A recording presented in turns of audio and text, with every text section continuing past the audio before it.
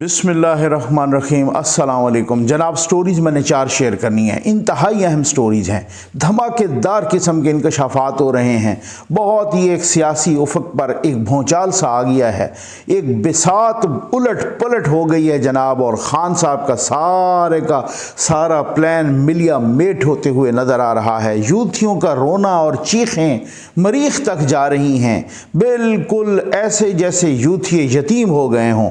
यकीन कीजिए, मैं ये स्टोरीज़ कौन कौन सी हैं। पहली स्टोरी ये है कि ये इमरान खान साहब ने आसिया मसीह, जो आसिया बीबी जिस पर वो मुकदमा चला था तौहीन रिसालत का, वो उस पर जो है ना तौहीन मज़हब का, उसकी रिहाई के लिए कितने पैसे लिए बरतानिया से, ये कोई डॉक्यूमेंट नहीं, ये एक पूरी वीडियो सामने आ गई है। और वो वीडियो मैं यहाँ पर चलाऊँगा, यहाँ पे आपको मैं दिखाऊँगा। दूसरा ये है कि फैसल वाडा की इन्होंने रुकनीत मुअत्तल कर दी है और उनको शो काज नोटिस जारी कर दिया है। और अब मुझे नहीं लगता कि वो उस पार्टी में रह पाएंगे।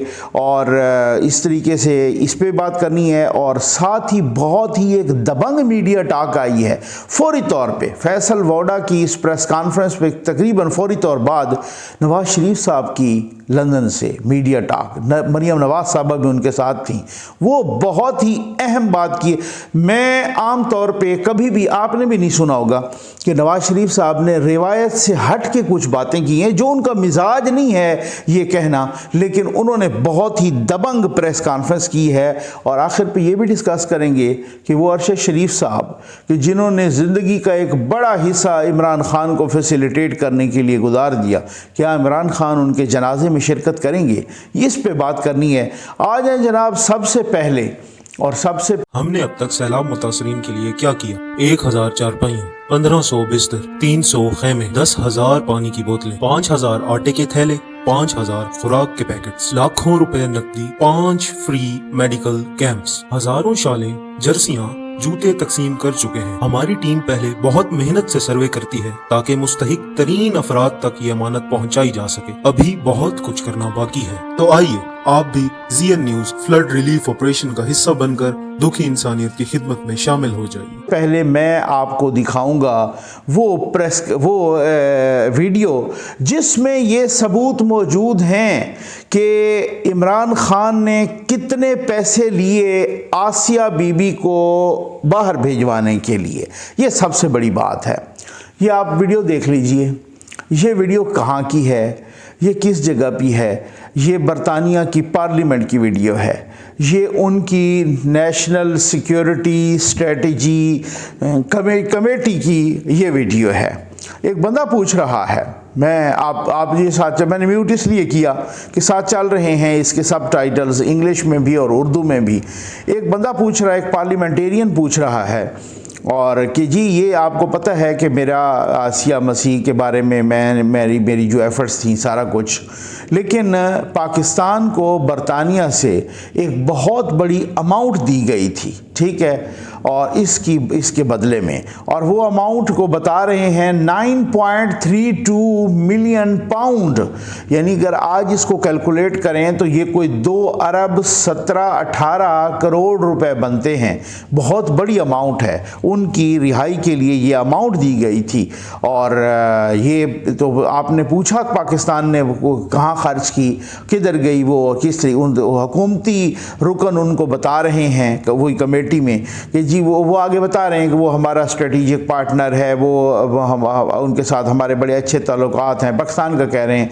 और उन्होंने किसके लिए दहशतगर्दी के एंटी टेररिस्ट एक्टिविटीज़ के लिए लगाई होगी वगैरह, इस तरह की बात कर रहे हैं। अब बात ये है कि खान साहब ने तो कभी जिक्र नहीं किया, हुकूमत इमरान खान साहब की थी, उन्होंने तो कभी जिक्र नहीं किया। ये अमाउंट कौमी ख़जाने में तो जमा नहीं हुई। वो अगर जमा होती या स्टेट बैंक में आती या ये वजारत ख़जाना में आती तो डेफिनेटली इसका पता चल जाता कि उसके बदले में आई है, ये क्या सूरत हाल हुई है, ये किधर गई अमाउंट।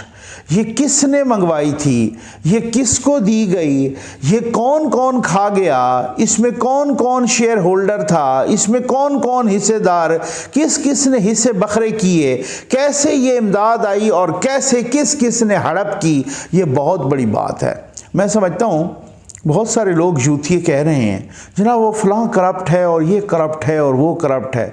बात ये है कि खान साहब की जो करप्शन के किस्से खुल रहे हैं ना, ये जो बार बार प्रेस कॉन्फ्रेंसेस में, मीडिया टॉक्स में, वैसे भी और पूरे का पूरा हर बंदा जिक्र कर रहा है और कोई जवाब नहीं है। उस दिन नदीम मलिक साहब ने वो एक यूथिये से जवाब लेने की कोशिश की सलमान अहमद से, और उनको बार बार कहा कि मलिक रियाज के 50 अरब आपने जो 190 मिलियन पाउंड वो जो आपने उनको वापस किए, वो क्यों वापस किए, उसकी क्या वजूहात थी कि बरतानिया ने लूटा हुआ पैसा आपको दिया, आपने मलिक रियाज को दिया।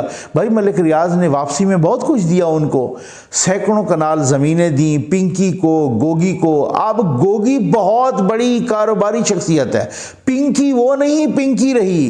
पिंकी ने अपने पिछलों को भी खिला पिला के वो अमीर कबीर कर दिया है।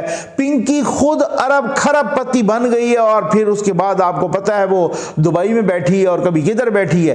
तो भाई बात ये है कि ये कौन है, जो मैं आपको बोला था ना कि ये करप्शन जब सामने आई खान साहब की, आप पाकिस्तान छोड़िए एशिया की करप्शन भूल जाएंगे, पूरे एशिया की करप्शन भूल जाएंगे। और वही हो रहा है। खान साहब लाखों करोड़ों में तो बात ही नहीं करते, अरबों खरबों में जाते हैं और ये जो अमाउंट उसको उनके हवाले। अच्छा, अब आप कुछ लोग ये कहेंगे कि भाई ये तो उसको सुप्रीम कोर्ट ने छोड़ा था। जी बिल्कुल ऐसे ही है, सुप्रीम कोर्ट ने छोड़ा था। तो सुप्रीम कोर्ट का जो बाबर रहमता जिसने छोड़ा था वो कोई दूध का धुला हुआ है? बाबर रहमते पे तो पहले ही इस तरह के इल्ज़ामात हैं कि एक बंदे ने सुप्रीम कोर्ट के सामने आके यहाँ पे तकरीर कर दी थी कि भाई बाबर रहमते ने मुझसे इतने पैसे लिए हैं। वो चैलेंज करके कहता हूँ निकले बाहर। अभी वो चीफ जस्टिस थे, ये नहीं है कि उसके बाद उन्होंने रिटायरमेंट कहा। सुप्रीम कोर्ट के बाहर आके एक बाबे ने शोर मचाया था और उन्होंने कहा था कि जनाब इसने मुझसे इतने पैसे लिए हैं और ये रिश्वत ली है, क्या लिया है। तो बाबा रहमता वो तो आपको पता है मुबैना तौर पे पक्का फ्राडिया है, वो तो मुबैना तौर पे पक्का रिश्वतखोर है।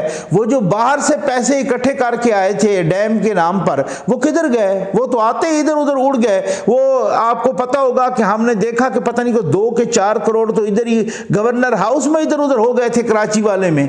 तो बहरहाल बात ये है कि ये अगर सुप्रीम कोर्ट ने फैसला दिया था और 2 अरब पता नहीं कितने 37 करोड़ के कितने बाहर से आए, तो फिर किस किस ने हड़प किए, कौन कौन इसमें हिस्सादार था, ये बहुत बड़ी बातें हैं। ये खुलेंगी तो लग पता जाएगा और वो खुल रही हैं। आ जाए जनाब फैसल वोडा की पार्टी रुकनियत हो गई है मुअत्तल, ठीक है ना, उनको शो काज नोटिस जारी हो गया, अली जैदी ने कर दिया है, असद उमर ने भी ट्वीट किया, जनाब शीरी मज़ारी ने भी, बाकियों ने भी, यूथियों ने उसकी वो माँ बहन एक की हुई है सोशल मीडिया पर कि वो आपको पता है जनाब हमारे लॉन्ग मार्च को ख़राब करने की साजिश है और ये वो साजिश है, वो सब पता है। भाई बंदा तो आपका अपना था, CAC का मेंबर था आपका, इतना अहम कि आपने शहबाज शरीफ के मुकाबले में उन्हें जो है ना वो दिए, टिकट दिया। फैसल वोडा MNA बना, वहाँ से जब ख़तरा महसूस होने लगा कि वो जनाब उसकी नाअहलियत होने लगी है तो आपने झट से उसको सेनेटर बना दिया, अपनी चॉइस की उसे वजारत देते रहे, जो वो मांगते रहे।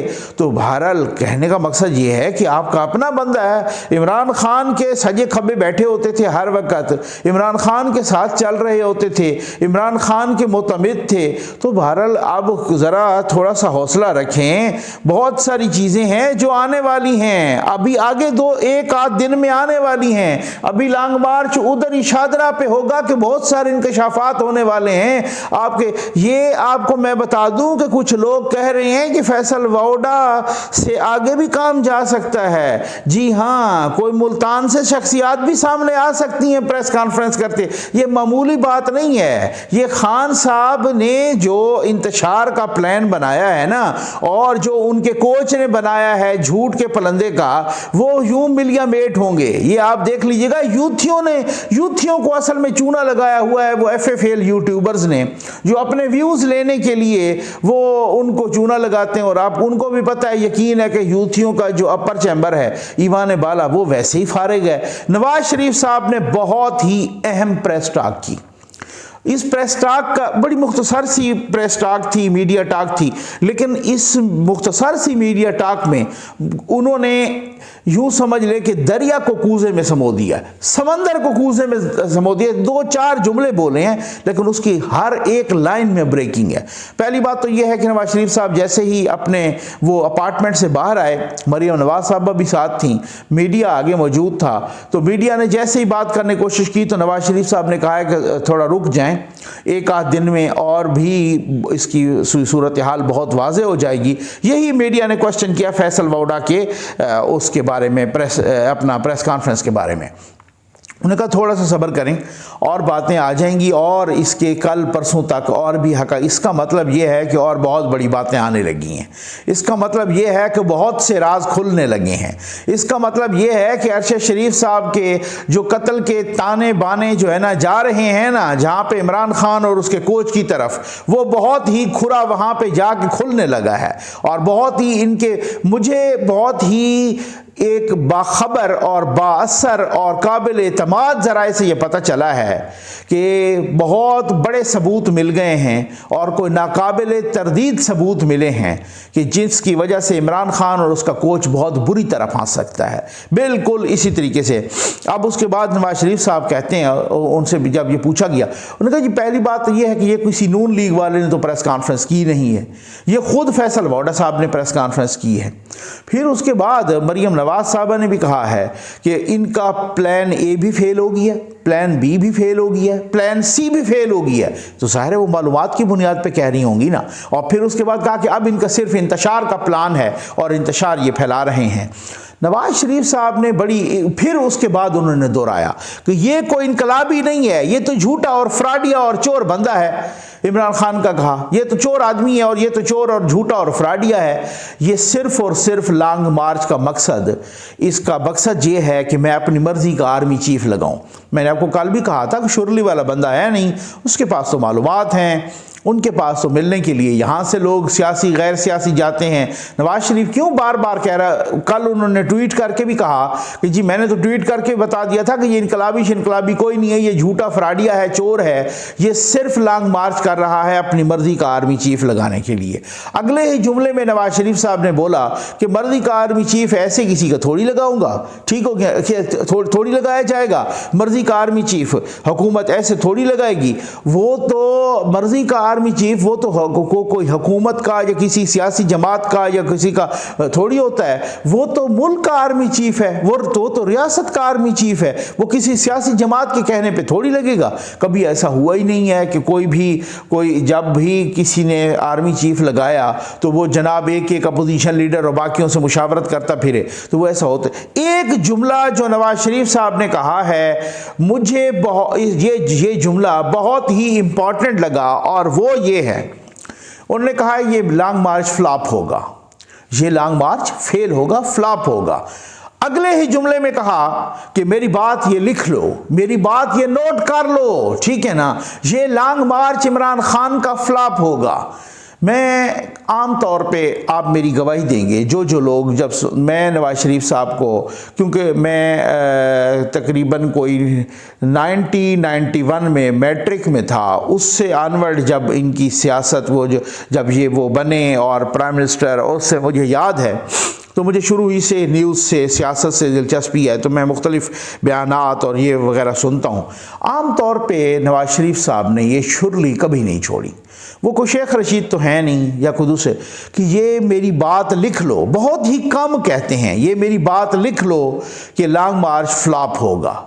तो ये बहुत बड़ी बात है। अब देखते हैं क्या होता है। वो मालूमात की बुनियाद पे कह रहे हैं, वो किस बुनियाद पे कह रहे हैं, क्या सूरत हाल है। मामला इतना सादा नहीं है।